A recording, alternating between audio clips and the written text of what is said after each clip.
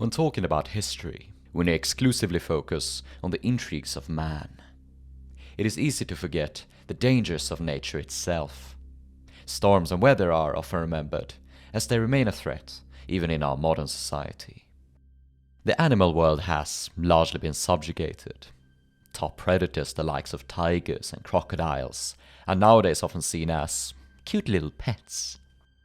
In the old days, these animals were rightly feared. Wolves posed a massive threat, being known to attack travelers, even creeping into villages during winter, searching for food. As the centuries progressed, aggressive animals were culled. The Barbary lion, native to North Africa, was driven to extinction in the early 18th century. For a passenger, sailor or pirate in this era, sharks were one of the greatest fears, and a constant, looming threat. We often recognize the image of a prisoner being forced to walk the plank, gazing down into a carousel of circling fins, hungering. The myth is older than the golden age of piracy itself. It stems from Plutarch, a Roman writer of antiquity, and his description of the Cilician pirates. Pirates have always killed people by throwing them overboard, without the cumbersome involvement of a plank.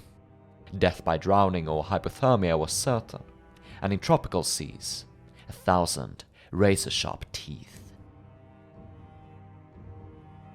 When a ship lay anchored, moved slowly, or got stuck in a dead calm, sailors were certain to spot the saber-like fins pursuing the wake of their vessel. You could almost be certain to find them following an 18th century vessel. One seafarer remarked that the very sight of him slowly moving around the ship, with his black fin 2 feet above the water, his broad snout and small eyes, and the altogether villainous look of the fellow, make one shiver, even when at a safe distance. What attracted sharks and all other forms of fish was the human waste, offal, and rubbish, constantly thrown overboard. Sharks were known to eat anything: canvas, rope yarns, bones, blanketing. They were especially starved for a man-sized meal. A Dutch merchant described a feeding frenzy of 4 or 5 sharks, consuming a body without leaving a single trace.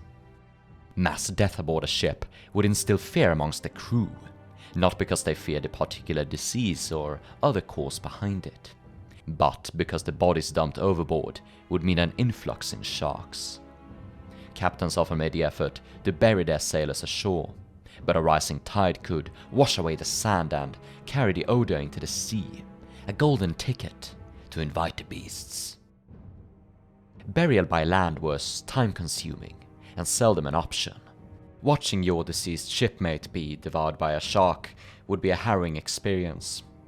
In 1735, Silas Toll described the demise of a fallen comrade. The sharks first seized one of his hindquarters and wrenched it off at the first shake. A second attacked the hindquarter and took that away likewise, when a third furiously attacked the remainder of the body and greedily devoured the whole thereof. Sailors tried to outsmart the sharks. They wrapped the body in a hammock or piece of sail and enclosed with a cannonball, hoping it would pull the body to the bottom of the sea before the sharks could eat it. Unfortunately, the greedy robbers, as they were called, were smarter than you might think. A surgeon noted that, "I have seen sharks frequently seize a corpse as soon as it was committed to the sea, tearing and devouring that and the hammock that shrouded it, without suffering it once to sink, though a great weight of ballast in it. Anyone unfortunate enough to fall into the sea was sure enough to strangely disappear in a shrieking pool of reddening water. Swimming was not an especially common skill. Captain Fry remarked how deficient our common seamen in general are in swimming. Sharks were a special threat to rowboats. They swarmed around the craft, occasionally leaping out of the water to bite an oar in half, hoping to see the boat capsized. Though it never seemed they tried it, lacking the organization, a hypothetical group of sharks could certainly have the strength to tip a boat over. They would often attack each other in competition over food, making the sea around them tremble. However, historians regard the threat of sharks as presented by movies and the like to be largely dramatized.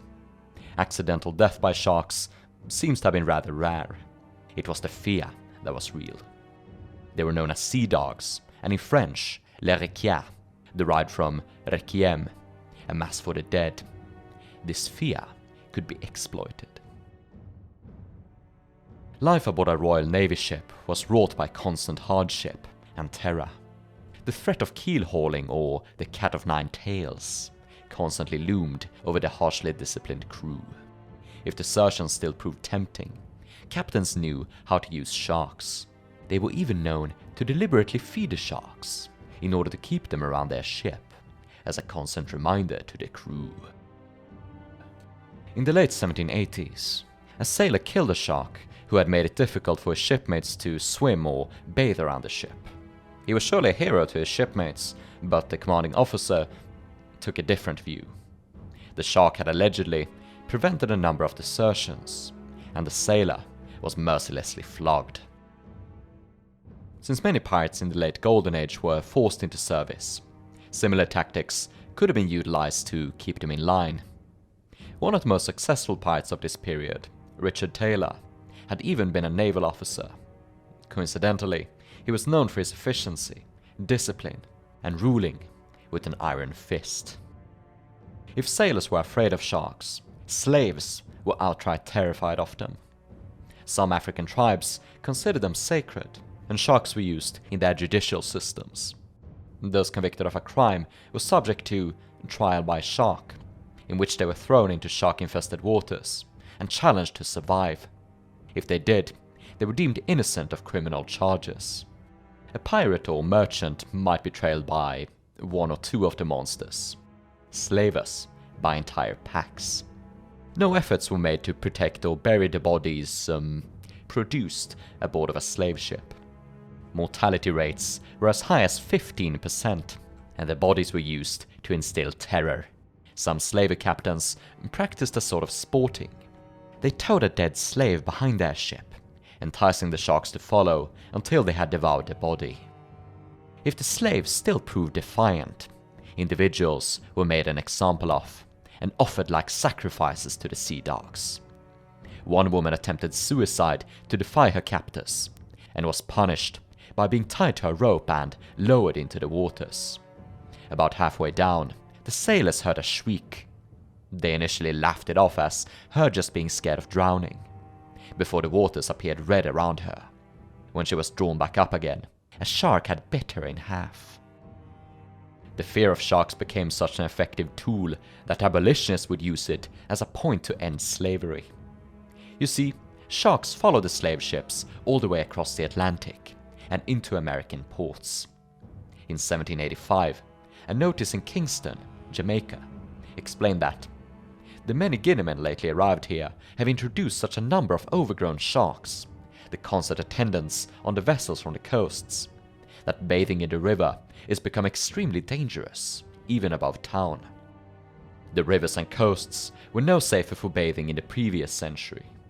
In 1698, a pirate named Edward Short, one of Henry Every's crewmen, was eaten by a shark at Jamaica. Caribs were especially fond of swimming with their children. In 1676, in St. Kitts, a child's leg was bit off by a massive hammerhead. A brave decided to seek revenge. He downed 2 shots of rum, armed himself with a pair of bayonets, and leapt into the sea. I will let Jean-Baptiste Labat, the French priest, narrate the rest. The hammerhead, which had now got a taste of human flesh, attacked the Indian as soon as it saw him. The Carib allowed it to approach without doing anything, till the moment he thought that it was on the point of making its rush. But at the instant it charged, he dived underneath it and stabbed it in the belly with both bayonets. The result of this was at once made apparent by the blood which tinged the sea, all red round the fish. Each time the fish missed the man, it returned and attacked him again, and at each rush, the Indian dived and stabbed it wherever he could. This scene was enacted 7 or 8 times, and then at the end of half an hour, the hammerhead turned belly up and died. After the Carib had come ashore, some people went out in a canoe and tied a rope to the shark's tail, which was then towed to the beach. It proved to be a monster 20 feet long, and its girth was as large as that of a horse. The child's leg was found whole in its stomach. Hammerheads were just one of the 350 species of sharks encountered by sailors. The most common sharks to follow slave ships were the bull shark and tiger shark. In open ocean, the ship attracted deep-water species like the blue shark, silky shark, shortfin mako, and oceanic whitefin, thinner, faster, and just as hungry. Whilst Africans and Native Americans were considered the best swimmers and divers in the New World, some pirates surpassed them in the sport. Most well known was Rock Brasiliano. Born Gerrit Gerritsen in Groningen, the Netherlands, he became known as Rock, Rocky, Roche, and the Brazilian. He spent much of his early life living in New Holland, the Dutch colony in Brazil. By 1655, he had become a buccaneer in Jamaica. As a captain, he was well known for his violence, always fighting from the front and torturing his captives. When drunk, he roamed the streets of Port Royal, attacking anyone he encountered. In 1688, Dr. Hans Sloane, the man who examined Henry Morgan on his deathbed, wrote that the Rock was known for swimming with sharks and killing them with a pair of daggers. Can you smell what the Rock is cooking? We know of several shark recipes recommended by pirates. William Dampier wrote how his crew had a shark boiled and squeezed dry, then stewed with vinegar, pepper, and whatever seasonings they had available. Francis Rogers suggested parboiled shark, or frying it with onions. Shark teeth and bones were kept as trophies or used in carving. Dampier himself kept an entire shark's jaws. And pirates and sailors preferred the taste of more peaceful maritime creatures, like the dolphin, manatee, and especially turtle.